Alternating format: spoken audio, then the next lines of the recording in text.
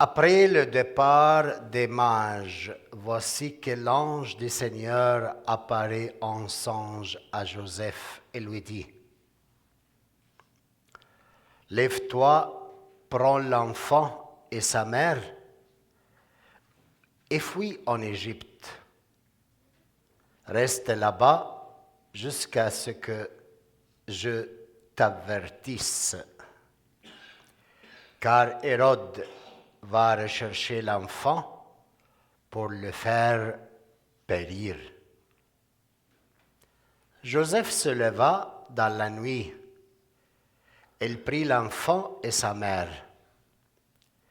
et se retira en Égypte, où il resta jusqu'à la mort d'Hérode, pour que soit accomplie la parole du Seigneur prononcée par le prophète.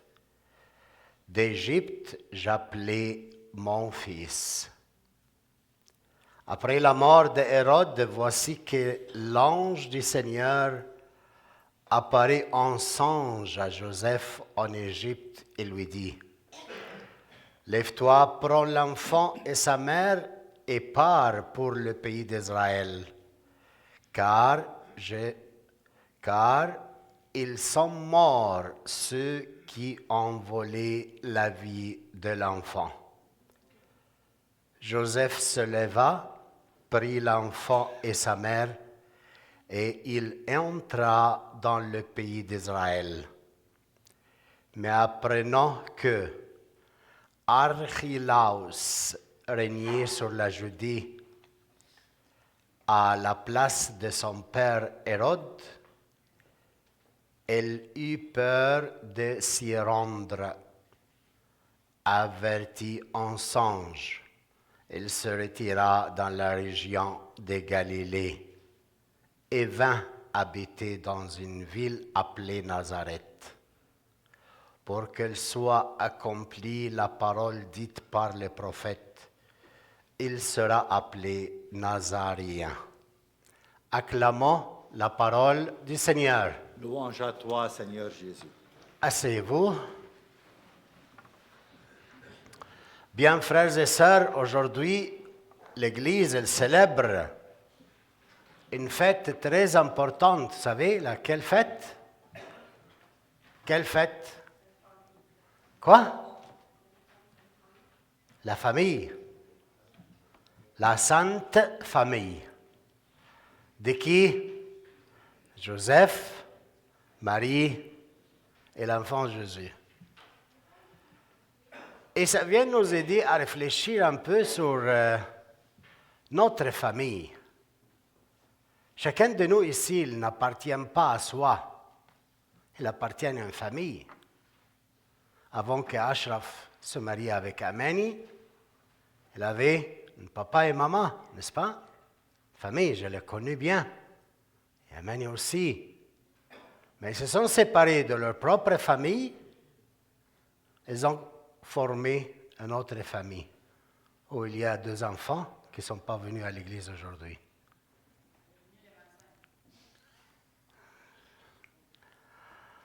Pour vous dire que la tendance normale de chaque être humain, c'est d'avoir une famille. Mais le problème, c'est que dans nos jours, il y a plusieurs définitions qu'on donne pour une famille. La famille traditionnelle qu'on a connue, révélée par le Seigneur, hommes et femmes et des enfants. La société est en train d'inventer d'autres genres. Bon, qu'elle invente ce qu'ils veulent, mais sont tous des déviations. Ce qui n'est pas normal. Il faut le dire. Pourquoi on croit que la famille révélée par l'Écriture, c'est le modèle de la famille? C'est parce que Dieu a voulu que dans l'union homme et femme, il y a conséquence procréation. N'importe quel modèle ne se réalise pas ça dans la façon normale. On n'est pas en train de juger le monde qui fait le contraire. Attention, on n'est pas appelé à juger, mais on est appelé à discerner. Ça, c'est selon la révélation de Dieu ou selon nos concupiscences et nos désirs personnels et nos élucubrations charnelles. Alors, ça, c'est une chose. Pourquoi je dis que la famille est quelque chose révélé par le Seigneur? Parce que la première chose qu'on doit voir, que dans la Sainte Famille, il n'y a pas une bosse. Toujours dans nos familles, on cherche quelqu'un qui doit avoir la dernière parole. Qui? La femme? L'homme? Les enfants? Le plus fort? Qui? Qui il a l'autorité dans la famille? C'est important aujourd'hui à se s'enfermer sur ce point. Le mot autorité. En hébreu, on dit même chal. Mais qu'est-ce que ça veut dire? Celui qui doit décider et dire non et se poigne. Qu'est-ce que ça veut dire le mot autorité en hébreu? C'est-à-dire la capacité de gérer, porter en avant la réalité, décerner. Ça, c'est l'autorité. On a lié l'autorité à certains rôles masculins qui doivent finir avec les choses dites fort et point final. Non. L'autorité n'est pas capacité d'autoritarisme. Non. L'autorité, c'est une capacité de gérer des situations, des réalités, et non pas de révolte et non-acceptation. Comportement de ta femme, de ton fils, de ton mari, de tes enfants. Alors il y a la révolte, oh non, pourquoi, c'est pas comme ça. C'est pas une capacité de gestion, c'est de révolte. C'est de ne pas accepter sa propre réalité telle qu'elle est. Et alors, tu n'as pas aucune autorité. Qui a l'autorité à la maison? Celui qui est capable de voir la situation telle qu'elle est et gérer pour le bien de tous. Dans la famille de Joseph et Marie, qui a l'autorité? Joseph? Marie? Jésus?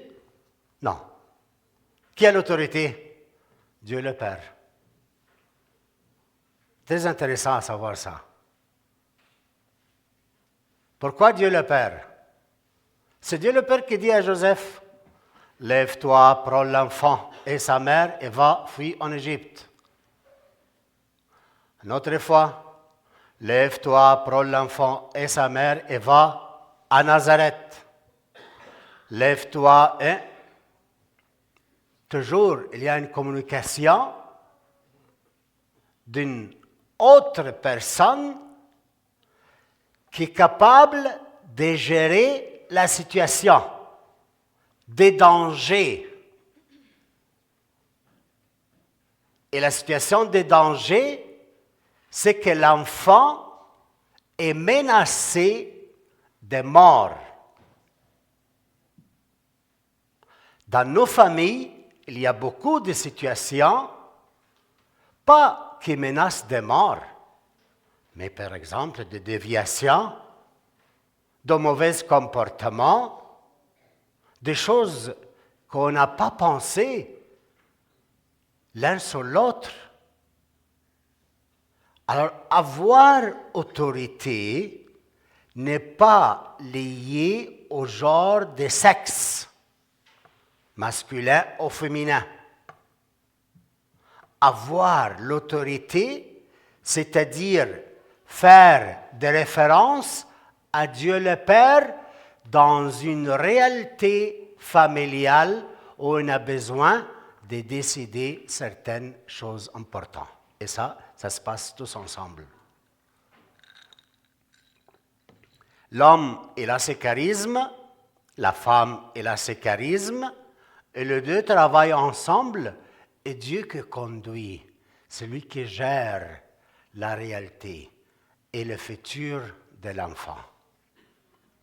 Alors, frères et sœurs, la Sainte Famille aujourd'hui vient nous inviter à réfléchir. Quel genre de famille je veux former? Quel genre de famille j'ai formé déjà? Et quel genre d'autorité je suis appelé à vivre à la maison? La vraie autorité, c'est la capacité de discerner et de voir les choses et gérer la situation jusqu'à qu'elle arrive à son accomplissement. Et non pas autoritarisme, et non pas criage, et non pas violence. Ça, ce n'est pas d'autorité. Et n'est pas une haute voix pour dominer. Et n'est pas une révolte que je me comporte mal parce que je n'accepte pas la réalité que j'ai à la maison. Joseph et Marie, ils s'adaptent sous l'autorité de Dieu le Père, le papa de l'enfant, pour porter pour le mieux la situation telle qu'elle est. Et comme ça, appeler notre famille à gérer toutes les réalités dans lesquelles nous sommes en train de vivre. C'est pour ça, mes frères, la Sainte Famille aujourd'hui, c'est un fait qui vient nous aider à vivre mieux notre vocation.